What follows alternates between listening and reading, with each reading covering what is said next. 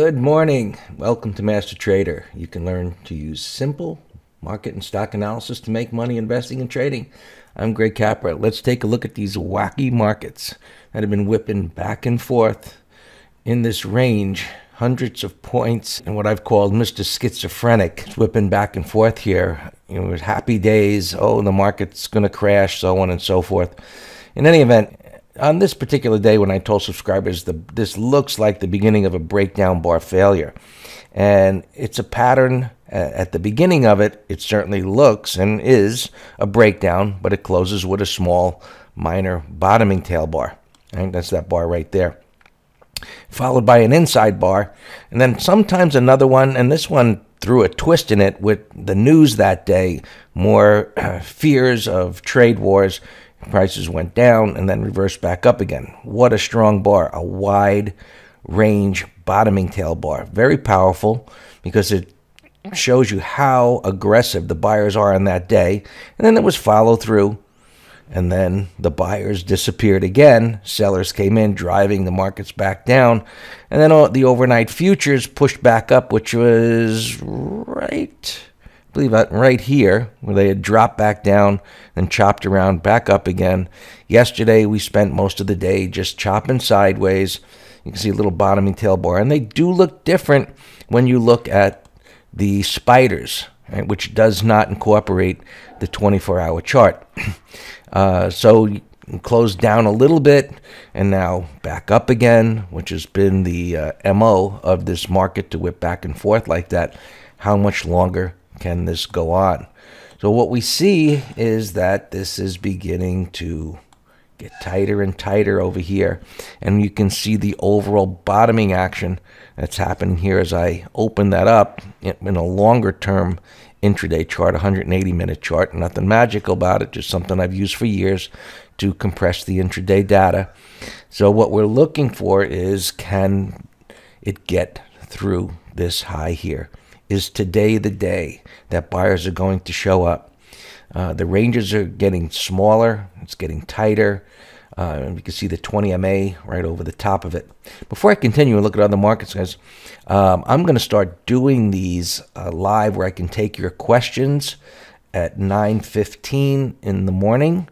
I'll come on YouTube here and do these in our chat room, which will open up soon to those that want to take a trial. Right now, we're just spending time with our letter subscribers and, updating our trades and so on, and new trades.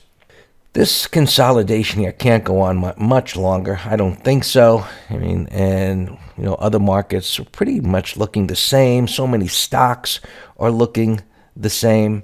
So we've got you can see the NASDAQ futures looking, almost the same, wide range bar up, the down, topping tail back up, sideways here, and so on.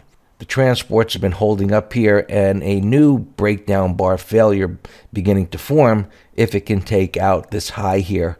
And the transports have played catch up all of 2017.